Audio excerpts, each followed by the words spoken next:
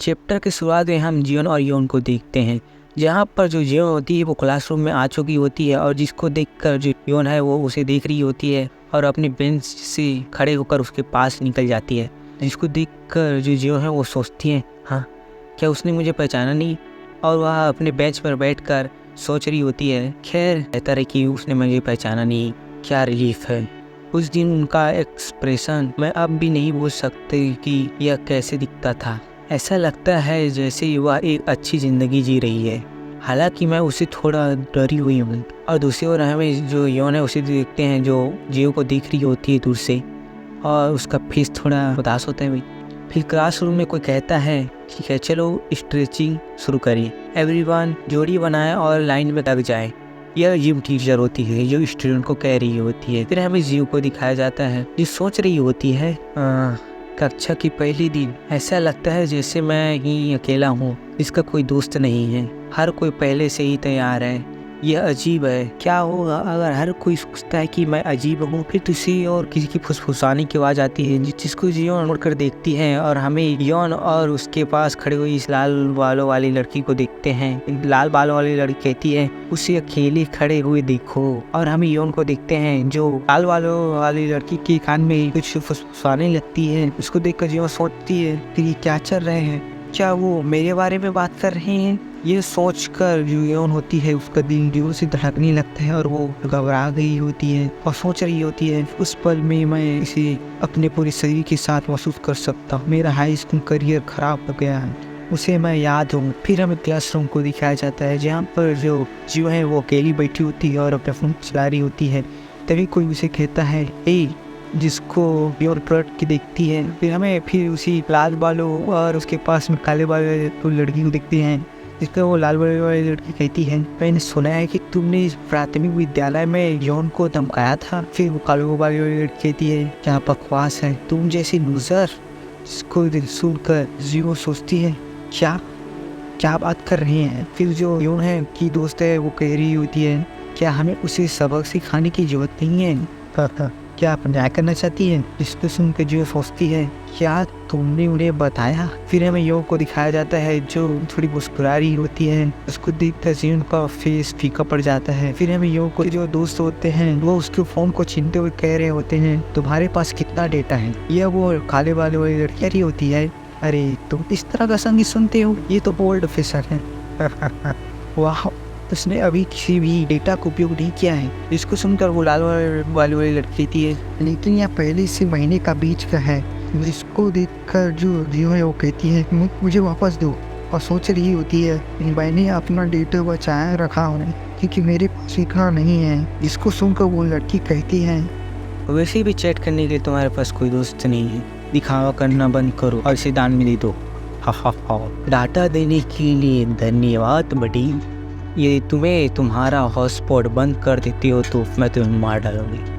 ये सब होती हुई देख कर जो जियो होती है उसे कुछ समझ नहीं आ रहा होता है और सोच रही होती है मेरे साथ ऐसा व्यवहार क्यों किया जा रहा है। उसके बाद वो दूसरी ओर देखती है, यहाँ पे उसके क्लासमेट उसे घूर कर देख रहे होते हैं। उसके बाद वो लोग आपस में बात करते हुए निकल जाते हैं। फिर हम जियो को देखते हैं जो किसी को देख रही होती है। ये योन होती है जो एक तरफ खड़े होकर जियो को देख रही होती है। फिर वो एक अजीब सा फेस दिखाती हुई हंस रही होती है और कहती है इडियट। इसको देखकर जो जियो को चिल्स आ जाते हैं और वो सोचती है यह शुरुआत थी, अब योन मेरे साथ क्या क्या करेगी।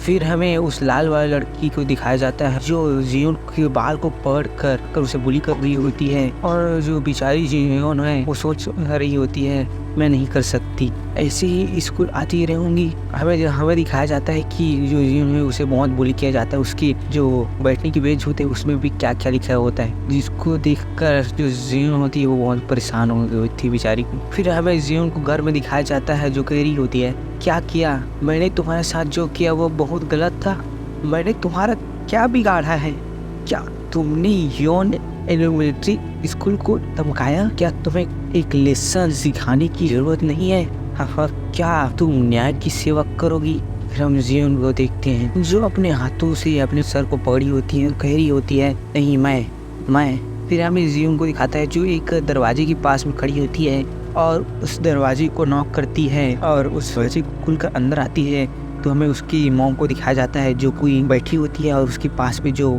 शराब की बोतल होती है वो पड़ी होती है। वो योन है वो कहती है मुझे आपको कुछ बताना है या स्कूल के बारे में है, लेकिन हम उसकी मॉम को दिखाया जाता है जो कोई भी रिस्पॉन्स नहीं देती। जिसको देखने के बाद जो योन है वो सोचती है अगर मैंने अपनी माँ को बताया कि मुझे दम क्या आया जाता है, क्या वो मेरी परवाह करेंगी? वो तो खुद की बात नहीं कर सकती है।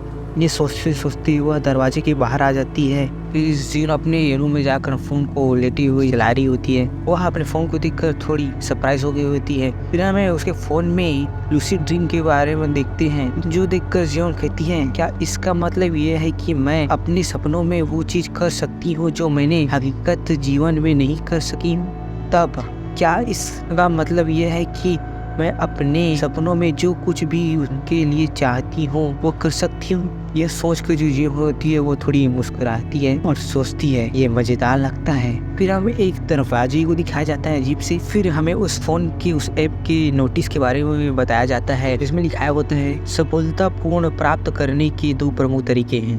पहला, यह पहचाने कि आप सोते समय सपना देखिए और लूसिड ड्रीम को चालू कर दें।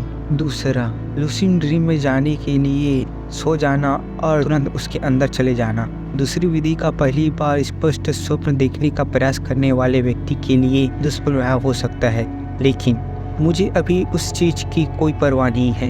यह लियो कहती है मैं बस इस घटिया हकीकत से बचना चाहती हूँ, जल्दी से जल्दी हो सके। फिर वो अपनी आँखें खोलती है और हमें उसके क्लासरूम को दिखाया जाता है, जिसको देखकर वो सोचती है हाँ मैं अभी इस वक्त स्कूल में क्यों? फिर वो सरप्राइज हो गई होती है और सोच रही होती है क्या मैंने सफलतापूर्वक इसे कर लिया? क्या मैं लूसिड ड्रीम के अंदर में हूँ? फिर वो अपने हाथों को देखती है और सोचती है सब कुछ कितना रियलिटी महसूस हो रहा है, ऐसा लग रहा है कि मैं सपना नहीं देख रही हूँ। फिर वह अपनी नजरों से दूसरी ओर देखती है और सोचती है लगता है यह मेरी पहली बार है, इसलिए शायद ऐसा लग रहा है, लेकिन यह बहुत मुश्किल है कि मैं अपने क्लासमेट की शक्लों को देख सकूं। मुझे लगता है कि यह नेचुरल है क्योंकि मैंने पहले कभी उनके चेहरे नहीं देखे हैं और उनके नाम नहीं सुने हैं। लेकिन और हमें योन को देखते हैं, इसका वो शक्ल स्पष्ट रूप से देख पा रही होती है और सोचती है लेकिन मुझे तुम्हारा चेहरा स्पष्ट रूप से दिखाई दे रहा है। और जियो कहती है तुम्हें पता है योन, जब मैं हाई स्कूल पहुंची और तुम्हारा चेहरा देखा,